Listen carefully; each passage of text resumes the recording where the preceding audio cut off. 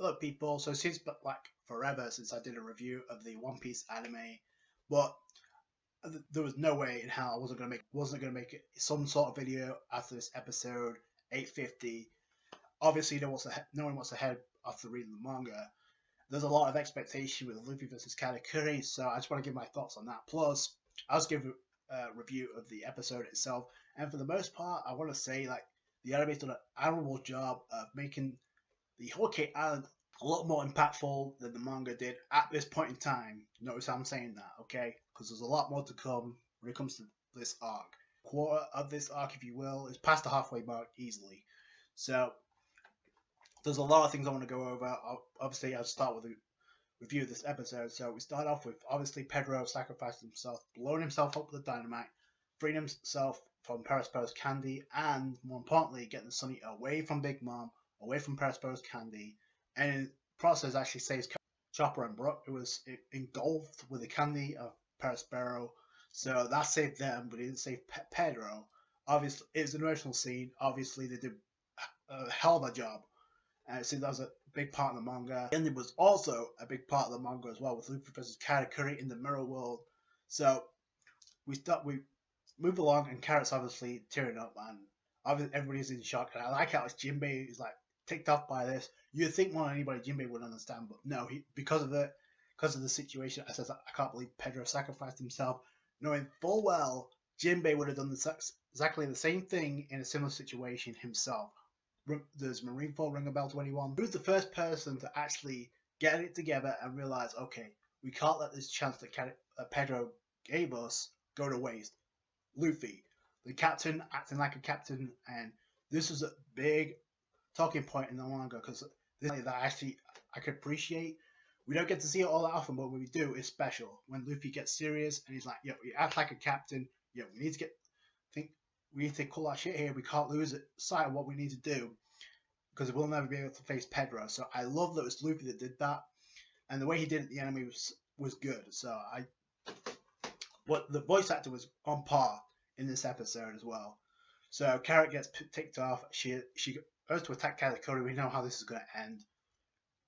She tries to use a couple of blows. Doesn't work. Katakuri pins her down. And the thing about this, we go straight into a flashback with Pedro actually teaching Carrot how to fight. And in this case, Pedro's the one that gave Carrot the electro pause, so that she was able to fight in her own way.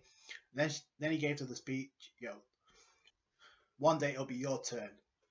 You'll get your turn. So the same thing that was implied by Roger to Pedro implied the same thing to Carrot, which may foreshadow Carrot actually joining the Straw Hats at some point.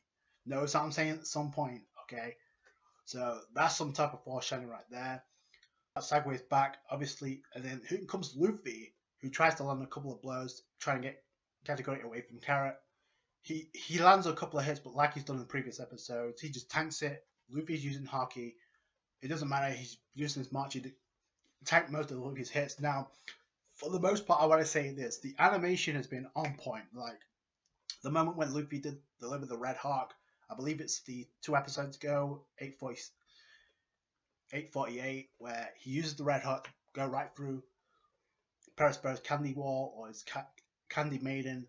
That was epic. So, and we don't see the Red Hawk all that often. I believe we saw it the opening attack in the fight between Cracker, but the animation is nowhere near the level as this good. So that's promising given what's ahead. So, and then obviously Carrot in the previous episode made a comment about Luffy and Katakuri, how their abilities are pretty much identical, and now it makes sense of why this fight is actually taking place. So I'm going to mention this by the end of the video about Katakuri versus Luffy. But obviously, Luffy lands a couple of hits. He uses Elephant Gun to grab a hold of Katakuri to make sure he doesn't get away, knowing he can't land these attacks. So, even though Katakuri uses Future Sight, it's like, I can't do anything about this. So, I'm pinned here. Meanwhile, you have Big Mom emerging from the blast. I mean, if she tanked a hit from Zeus that was manipulated by Nami, then I'm pretty sure she can tank an explosion by Pedro. So that was kind of convenient, and it makes sense because obviously right now you hell would the purpose be of Sanji pudding and chiffon making the wedding cake if Big Mom was going to be taken out by stick a load of dynamite. By the end of this episode, you have 3 plot points in this arc to go over. Number 1, Luffy versus Katakuri in the mirror world. Number 2, even though they did manage to gain some distance from the Sunny from Big Mom, they're still not out of the woods yet because they still have more members of the Big Mom Pirates. Smoothie's around here somewhere, so I'm sure she'll make a move. Obviously, you have the fleet that's under the command of Amande firing at the Sunny. Meanwhile, this is all going on. You got Nami trying to ready the cola so they can use the coup de burst. So it's a team effort. And you got Brook, Chopper, and Jinbei actually taking care of the cannons while Nami readies the cola. So I love how the teamwork dynamic works. You got Luffy trying to grab a hold of Katakuri, and he realizes Big Mom munching on the ship. So that's bad, obviously. So the ship's going to get some damage. And one thing I want to mention with Pedro, obviously a lot of people went back and forth about, oh, is Pedro actually, is he gone? Has Oda pulled the trigger on Pedro? And the thing about this is, this was such a smart move because it highlights the danger of dealing with the Yonko. Okay, what kind of repercussions would there be? Say much about the strength of the Yonko if you didn't get any casualties. Okay, so this was an interesting move by Oda. So I love how the anime played itself out, just as good, if not better. But it made sense, and I thought out of anybody that would sacrifice himself for Jinbei, even Jinbei said himself, it's not a question of if, but when. I don't think Pedro would have been the first one to go out like that either. So I want to know what you guys think in the anime down below. If you're anime onlys, of course. If you're manga readers, let me know how this touched you in the anime. When you're watching the anime and reading the manga, it's 2 different concepts, but at the same time, you still get the same emotion. So, because obviously it's sad, because obviously a character like Pedro goes out the way he did. What happens here? So Luffy notices Big Mom munching on the ship. He's getting ticked off because, don't go eating on my ship, Big Mom. So, but I'm going to say this, okay? There's been a lot of inconsistencies from the anime. As good as it's been, they've made a lot of hiccups as well. I'm going to go over one, where Big Mom and Luffy collide when he goes in Gear 4. That ended in one attack, okay? They extended the fight with Kong Organ, which did not happen in the manga, okay? That makes it seem like Big Mom or Luffy was on par with Big Mom. Not equal or anything, but the fact that he can hold his own Big Mom. No. She hackies up, Luffy uses Kong gun, Luffy's immediately out of Gear 4. That's how it happened in the manga, so there's a lot of inconsistencies about the power.